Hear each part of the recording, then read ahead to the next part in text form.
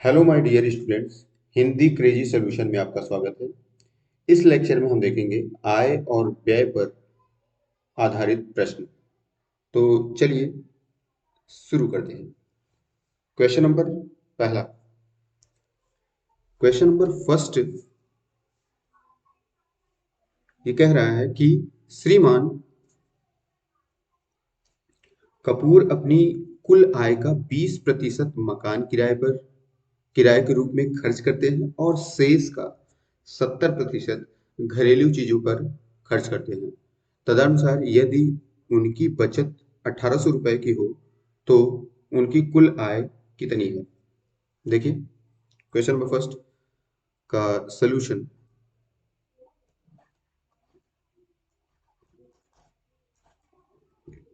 श्रीमान कपूर जब भी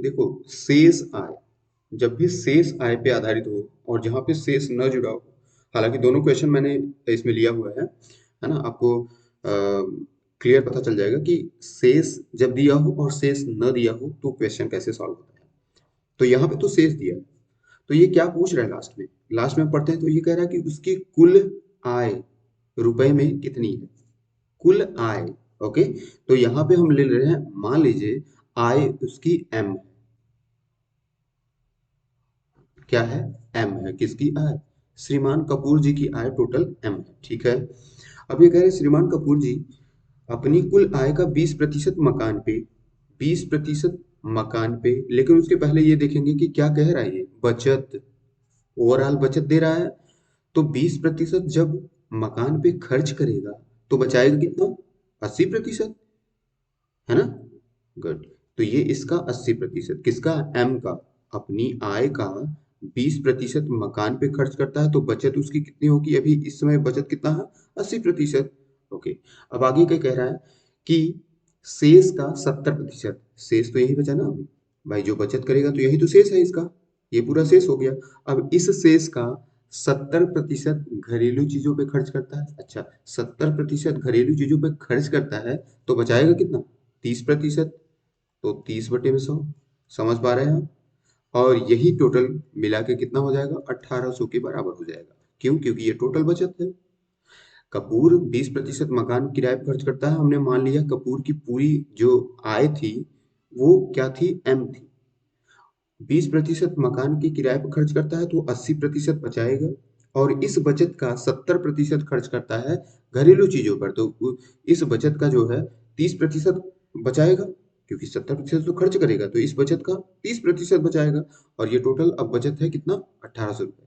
तो यहाँ से हमारा एम की वैल्यू निकल जाएगी। तो एम इज इक्वल टू क्या निकालेंगे यहाँ पे? एम इज इक्वल टू, आप देखेंगे, जीरो से 2 जीरो ऊपर का 2 जीरो नीचे का कैंसिल, तो m इज इक्वल टू ये हो जाएगा 1800 है, और गुणे ये 100 हो जाएगा, क्योंकि नीचे है तो क्रॉस मल्टीप्लाई करेंगे तो क्या हो जाएगा? ये 100 हो जाएगा। और बटे में क्या आएगा? 8 × 3। ठीक है, अब 3 से कट करेंगे पूरे, 3 × 6 = 18, 600 हो गया। अब यहाँ पे इसको क्या करेंगे हम? 4 से काटते हैं। ठीक है, 4 से काटते हैं, 4 दूना 8, ये हो जाएगा 4 × 1 = 4, बचा कितना? 2, है ना।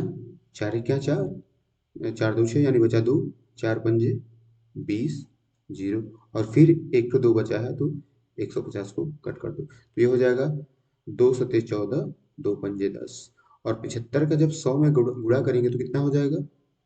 7500, यानी कि 7500। तो इसकी कुल आय कितनी थी? 7500। आई होप कि आपको समझ में आ गया होगा।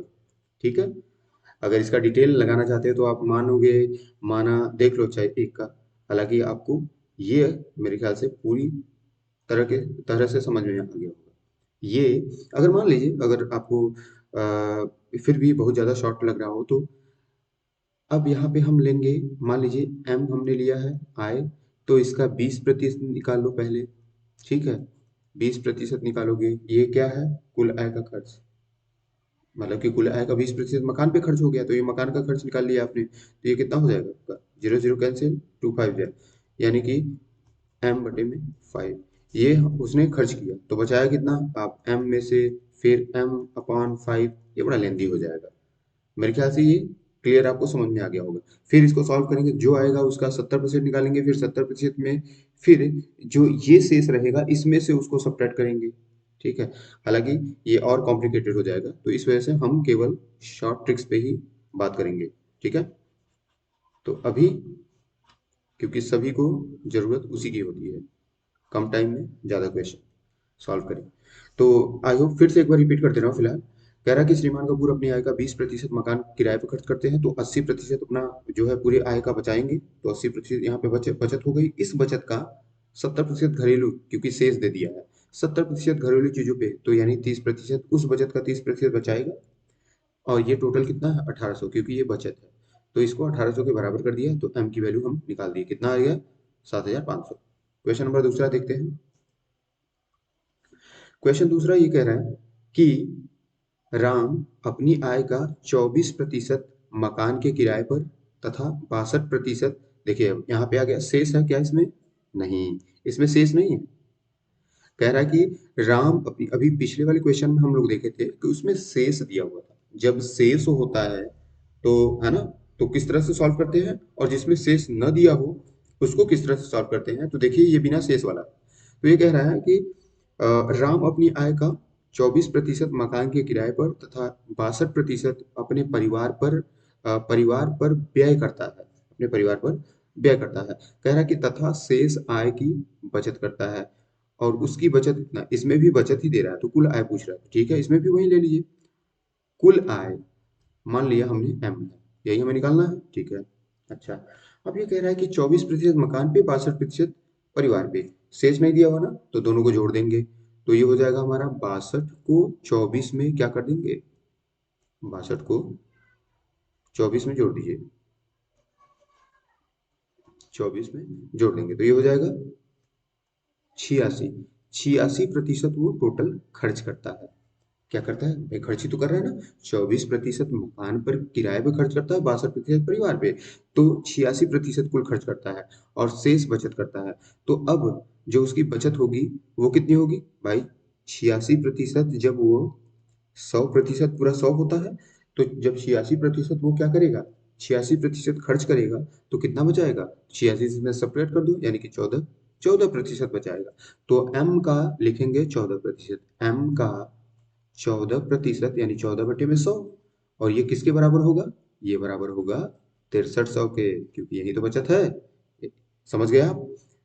ओके, तो यहां से m की वैल्यू निकाल लेंगे, तो m इज इक्वल टू क्या हो जाएगा, 6300 गुणे 100/14, 7×2 = 14, 7×9 = 63, 900 हो गया, और 2 से कट करेंगे इसको, तो 2×4 = 8, 2×5 = 10, 450 का जब 100 में गुणा गुणा करेंगे तो ये हो जाएगा 45,000। ठीक है, कितना हो जाएगा, 45,000 रुपए इसकी आय थी। एक बार फिर से रिपीट कर दे रहा हूँ, ध्यान से सुनिए। कह रहा है कि राम अपनी आय का 24% किस पे, मकान के किराए पर, तथा 62% अपने परिवार के, मतलब कि व्यय करता है, अपने परिवार पर व्यय करता है, ठीक है, उनकी जरूरतें। अब शेष आय की बचत करता है। शेष आय, पहले तो हम कुल आय कितना खर्च करता है, मतलब कि आय का कुल कितना प्रतिशत खर्च करता है वो निकाल लें, तो देखिए 24%, शेष नहीं लगा है 62%, तो दोनों की जोड़ देते हैं, 62 और 24, 86% हो जाएगा। ठीक है, अब 86% का खर्च करता है टोटल, तो बचाएगा कितना, 14%, क्योंकि 14 और 86 जोड़ेंगे तो 100 आएगा, तो हमने क्या कर दिया, 100 में से 86 को सब्ट्रैक्ट किया, कितना आ गया 14% अब 14% बचत करता है, तो यानी m टोटल आय का, m का हमने ये माना था कि कुल आय m है, तो m का 14% बचत करता है, यानी कि m का 14% जो होगा वो 6300 के बराबर होगा। तो m का 14% बराबर 6300, तो m बराबर हो जाएगा 6300 गुणे 100/14, क्योंकि 100 का गुणा हो जाएगा और 14 बटे में आ जाएगा। अब इसको हमने कट किया 7 से, 7×9 = 63, 7×2 = 14, 900/में दो, 2 से 900 कट किया, 450 आया, 450 का जब 100 में गुणा करेंगे तो ये 45,000 आ जाएगा, तो इसका आंसर सी हो जाएगा। ठीक है, अगला क्वेश्चन देखते हैं। Third question, question number third ये कह रहा है कि एक आदमी का व्यय और बचत, यहाँ पे ध्यान दीजिए, व्यय और बचत, एक आदमी का क्या पूछ रहा है लास्ट में, वृद्धि कितने है ना, बचत में कितने प्रतिशत की वृद्धि। तो यहाँ पे व्यय, देखिए व्यय क्या दे रहा है, व्यय दे रहा है 3, और बचत का अनुपात, मतलब कि व्यय और बचत का अनुपात 3:1 है। जब भी अनुपात में हो, जब भी किसमें हो, अनुपात में हो ना, तो किसी एक चर का यानी वेरिएबल का मल्टीप्लाई करके, गुणा करके अलग अलग लिखते हैं। जैसे पहले व्यय है तो व्यय यानी 3x हो जाएगा, तो व्यय हमारा हो जाएगा 3x, और जो बचत है वो क्या हो जाएगा 2x। देखिए ये बचत है, ये व्यय है। ठीक है, आगे बढ़ते हैं। कह रहा है कि उसकी आय में, अब देखिए व्यय है, एक आदमी, व्यय और बचत का अनुपात इतना है, यानी कि टोटल आय जो है, ऐसे ही ये बचत करता है, ये व्यय करता है, तो इसका मतलब इसका आय कितना हो जाएगा, उसकी आय निकाल लो उस आदमी की। तो इन दोनों को जोड़ देंगे, भाई व्यय इतना करता है, बचत इतना करता है, यानी कि टोटल मिला के इसकी आय होगी। तो 3x और 2x दोनों को जोड़ेंगे, कितना आएगा 5x। 5x उसकी आय हो गई। ठीक है, आगे बढ़ते हैं। अब कह रहा है कि उसकी आय में 10% की वृद्धि कर दी गई। ठीक है, आय उसकी थी 5x, 10% की वृद्धि यानी 110 हो गया। डायरेक्ट हम लोग सॉल्व करते हैं ना, क्योंकि हम 10% निकाल के फिर उसी को जोड़े हैं तो बात तो वही होती है। तो हम क्या करते हैं कि 5x गुणे 110/100, क्योंकि 10% की वृद्धि होगी। अब उसकी आय ये हो गई। ठीक है, अब कह रहा है कि और उसका व्यय 12% बढ़ जाता है। पहले व्यय क्या था, ये था। ठीक है, इसमें से हम माइनस करेंगे, अभी बता रहा हूँ क्यों कर रहे हैं।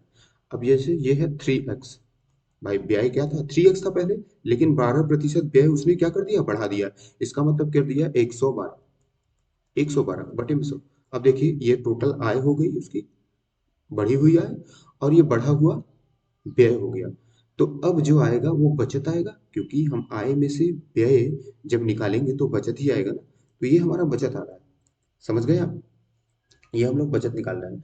तो ठीक है, ये 510, 550 सॉरी, 110 में से, 110 में जब 5 का गुणा करेंगे तो ये हो जाएगा 550x/100, और माइनस डायरेक्ट कर रहे हैं, और ये 3 का जब गुणा करेंगे तो ये कितना हो जाएगा 336, 3 दूना 6, 3 दूना 6, 3 एक क्या 3, 3 एक क्या 3, 336x/100, ये क्या आ रहा है, बचत आ रहा है।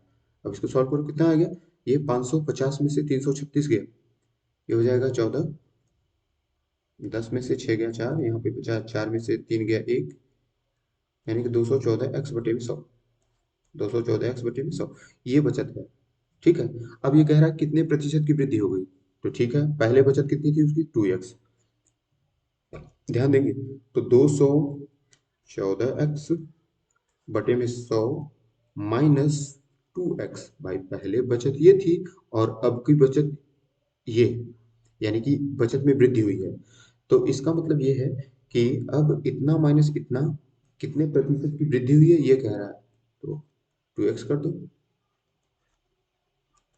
क्योंकि 2x से ही तो वृद्धि हो रही है, जहां से वृद्धि होती है उसको नीचे लिखते हैं। ठीक है, अब इसको सॉल्व करते हैं। तो देखो अब ये आपका आ जाएगा, ये आपको देखने में लग रहा होगा कि बहुत लेंदी, नहीं, ये आपको मैं बता रहा हूँ, इस तरह इस वजह से लग रहा है, क्योंकि आप जब फटाफट फटाफट करोगे ना तो ये है छोटा। ठीक है, अब इसको सॉल्व करेंगे तो ये हो जाएगा 214x, माइनस इसको सॉल्व करेंगे 100 का 200, 2 में गुणा करेंगे तो 200, तो 214 में से 200 गया 14, यानी कि 14x अपॉन 100 से 100 कैंसिल हो जाएगा, ये 100 कैंसिल, क्योंकि 100 का इसमें गुणा हो जाएगा। ठीक है, तो 100 से 100 कैंसिल, तो यहाँ क्या आएगा 2x, x से x कैंसिल, 2 से काटेंगे तो 2 सत्ते 14, 7% की वृद्धि हो जाएगी। इसका आंसर आएगा ए। फिर से रिपीट कर रहा हूँ, ध्यान से सुनिए। कह रहा है कि एक आदमी अपनी व्यय और बचत, व्यय और बचत का अनुपात दे रहा है। जब भी अनुपात दे तो किसी एक चर यानी वेरिएबल का मल्टीप्लाई करके, गुणा करके अलग अलग लिख सकते हैं। तो पहले व्यय है तो 3x हो जाएगा, बाद में बचत है तो 2x हो जाएगा। बचत 2x, व्यय इतना, तो आय यानी 5x रही होगी उसकी। ठीक है, अब ये कह रहा है कि आय में, टोटल आय यानी 5x जो थी उसकी आय 10% वृद्धि हो गई, तो 5x का 110/100। ठीक है, अब इसमें से हमने माइनस क्या किया, व्यय। व्यय कितना करता है, पहले 3x करता था, लेकिन कह रहा है 12% बढ़ा देता है, यानी कि 3x गुणे 100, 12/100। तो इसको जब सॉल्व करेंगे, 100 हमारा एलसीएम दोनों, यानी कि दोनों की ऊपर की चीजें सब्ट्रैक्ट हो जाएंगी, मतलब कि घट जाएंगी। तो 5 का 110 में गुणा करेंगे तो 550 आ गया, और 3 का 112 में करेंगे तो 336 आ गया।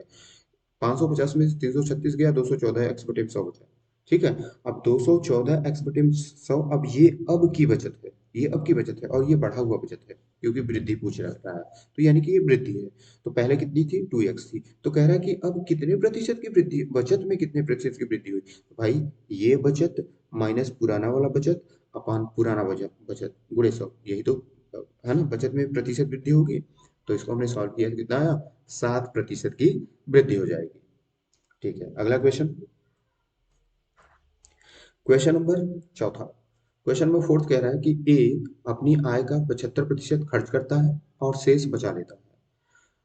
अब कह रहा है कि उसकी आय में 20% वृद्धि हो जाने पर, उसकी आय में 20% वृद्धि हो जाने पर वह अपने खर्च में 10% की वृद्धि कर देता है। तदनुसार उसकी बचत में कितने प्रतिशत की वृद्धि हो जाएगी।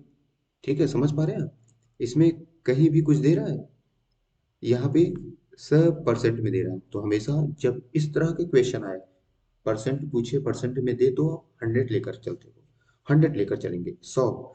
तो यानी कि हम ले लिए, मान लिया उसका आय जो है ना, ए की आय जो है पूरी 100 है।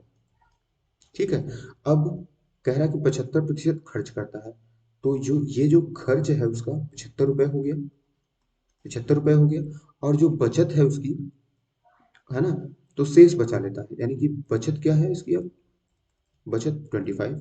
भाई 100 रुपये में 75 रुपये खर्च करेगा तो 25 रुपये बचाएगा। ठीक है, कह रहा है कि उसकी आय में 20% की वृद्धि हो गई, आय हो गया 120, आय हो गया 120, क्योंकि 100 था पहले, 20% की वृद्धि।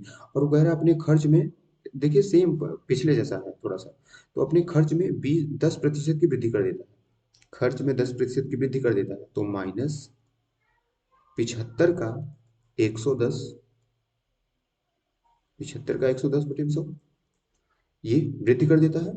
तो बचत कितने प्रतिशत की वृद्धि, अभी हमने 120 में से इसको माइनस किया, 75 का 110 बटे 100, क्योंकि 10% वृद्धि कर रहा था, पहले खर्च करता था 75%, अब खर्च करेगा उसका 10% ज्यादा, यानी 75 गुणे 110 बटे 100, ये खर्च कर रहा है। और अभी की जो उसकी नई आय हो गई, बढ़ के 120 हो गई, तो अब आय में से खर्च को निकालेंगे तो क्या आएगा, ये बचत आएगा।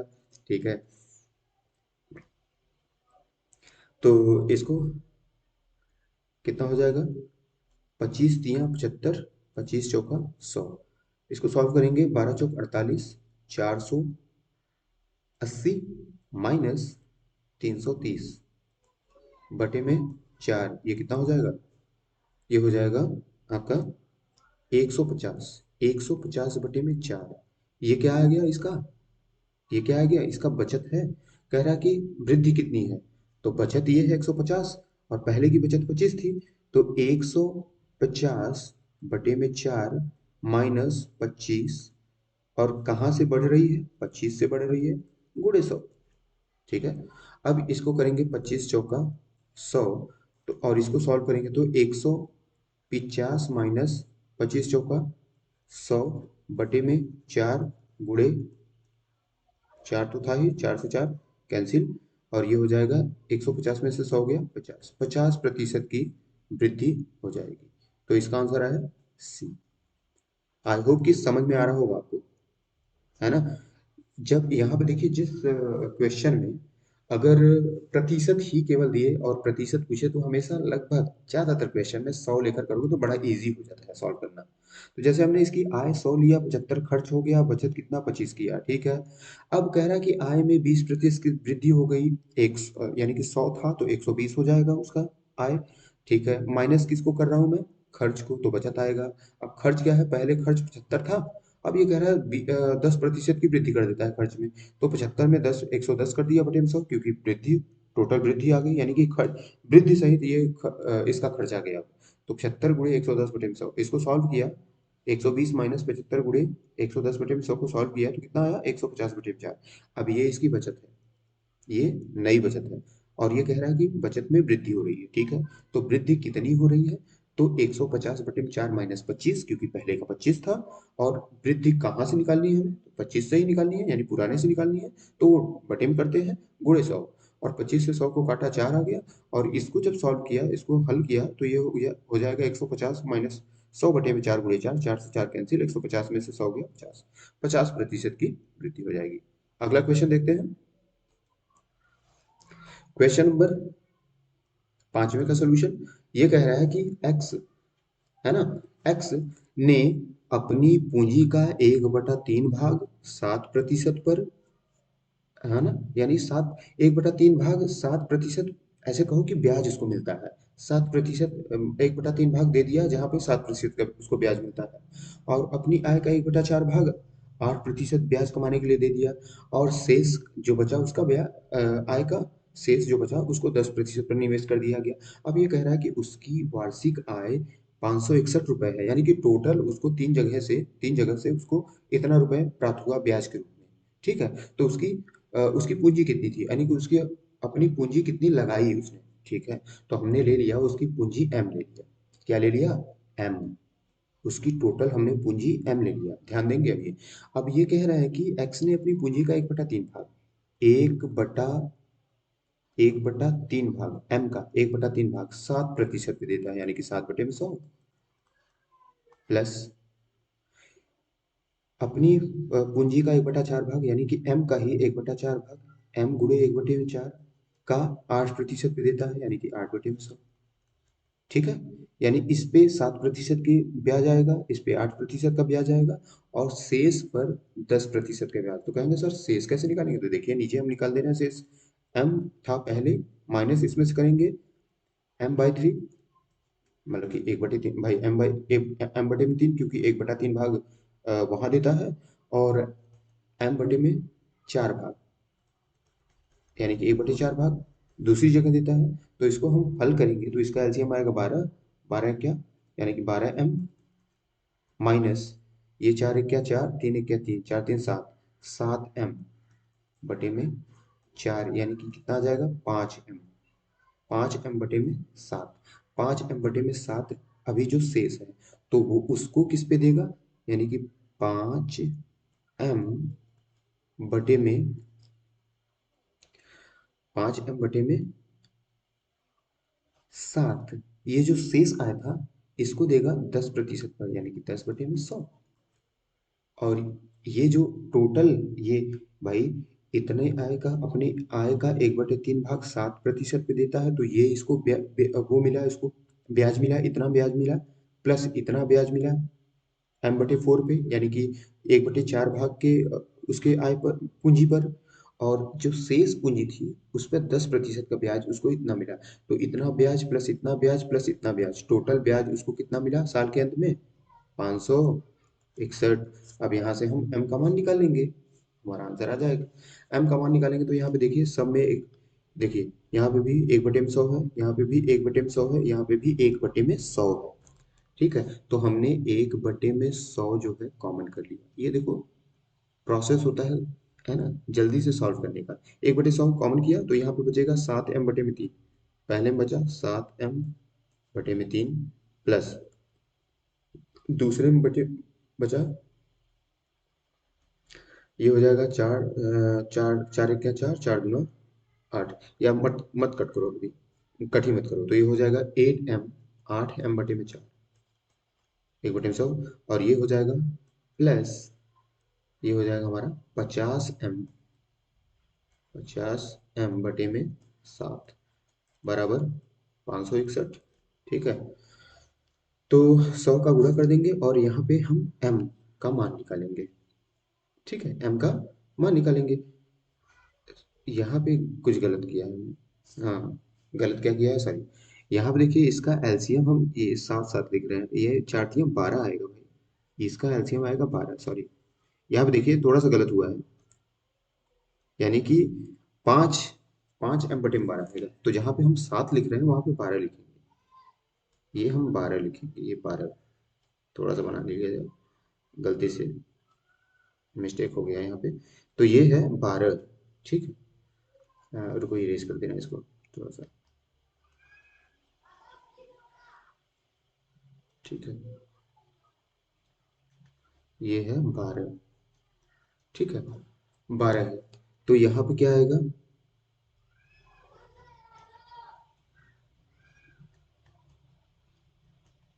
ये 12, अब सही है, ठीक है, अब सही है। तो ये इसका एलसीएम आएगा 12, इसका एलसीएम क्या आएगा 12 आएगा। 100 का मैं गुणा कर दे रहा हूँ उधर क्रॉस, क्योंकि बटे में है तो उधर जाएगा तो गुणा में आ जाएगा। इसका 12 एलसीएम आएगा तो 3 से कट करेंगे तो 3 चौक 12, 4 का 7 में करेंगे तो 7 चौक 28 एम, प्लस 4 तिया 12, 8 त्रिक 24 एम,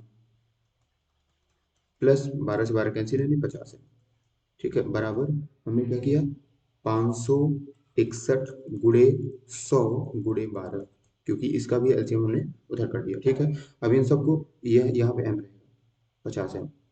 अब सबको सम करेंगे कितना आएगा 50, 102, 50, 20, 70, 90, 98 और 4 102, 102 एम इज इक्वल टू, यह आ जाएगा है ना 5 6 1 गुणे 100, अभी ऐसे रहने दो क्योंकि कट करने में सुविधा होगी।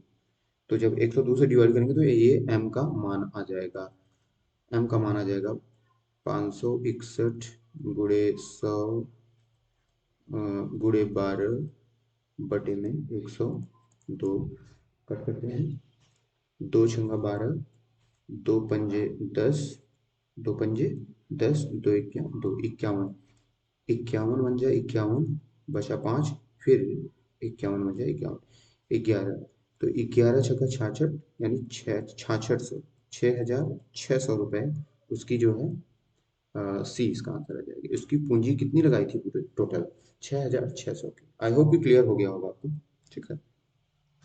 नेक्स्ट अगला क्वेश्चन, क्वेश्चन नंबर 6, देखिए ये क्या कह रहा है। क्वेश्चन कह रहा है कि ए अपनी वेतन का 35% भोजन पर और ए अपने वेतन का 35% भोजन पर और अपने वेतन का 5% बच्चों की शिक्षा पर खर्च करता है। देखिए इसमें शेष नहीं है, इसमें भी शेष नहीं है, यानी कि कुल अपने आय का, अपने वेतन का 5% बच्चों की शिक्षा पर और कुल अपने पूरे वेतन का 35% भोजन पर खर्च करता है। अब कह रहा है कि 1 जनवरी 2011 में उसने इन मदों पर कुल 17,600 रुपये खर्च किए। उसकी महीने की वेतन क्या है, ठीक है। अब महीने का वेतन इसका महीने का वेतन जो है, एक मिनट, ठीक है, तो इसका महीने का वेतन हमें निकालना है। तो महीने का वेतन हमने क्या ले लिया, इसको भी सॉल्व करते हैं। तो महीने का वेतन वही एम ही लेते हैं, जो एम लेते आ रहे हैं, एम ले लिया, महीने के वेतन हमने मान लिया एम है, ठीक है। अब यहाँ पे देखिए शेष है नहीं, 35% खर्च करता है वो 5%, तो कुल मिला के कितना खर्च करता है 40%, जी हाँ 40% खर्च करता है। और इन मदों पे कुल खर्च किया इतना, इसका मतलब ये है कि एम का 40% ही हमारा 17,600 है। तो ये तो बड़ा आसान हो गया है, फिर से मैं आपको बता रहा हूँ, ध्यान दीजिएगा। अब ये कह रहा है कि ए अपने वेतन का 35% भोजन पर और अपने वेतन का 5% बच्चों की शिक्षा पर, यानी कि कुल कितना प्रतिशत 40% खर्च किया अपने कुल आय का, कुल अपने वेतन का 40% खर्च किया। और यही टोटल जो खर्च है वो कितना है 17,600 है, यानी कि एम का 40% बराबर 17,600। तो यहाँ पे एक जीरो से zero cancel, M is equal to क्या हो जाएगा 17,600 गुणे 10 बटे में 4, 4 से इसको डिवाइड करेंगे, 4 चौक 16, 4 चौक 16, डबल जीरो, यानी कि हो जाएगा 44,000, 44,000 रुपये इसने पूरे खर्च किए। तो ये थे आय और व्यय पर आधारित कुछ प्रश्न। आशा करता हूँ आपको काफ़ी अच्छे लगे होंगे। अगर वीडियो पसंद आई हो तो प्लीज़ लाइक और सब्सक्राइब करना ना भूलें, ताकि इससे हमें मोटिवेशन मिले और आपको अच्छे अच्छे क्वेश्चन हम लाकर पढ़ाते रहें। तो मिलते हैं नेक्स्ट लेक्चर में, तब तक के लिए जय हिंद, जय भारत।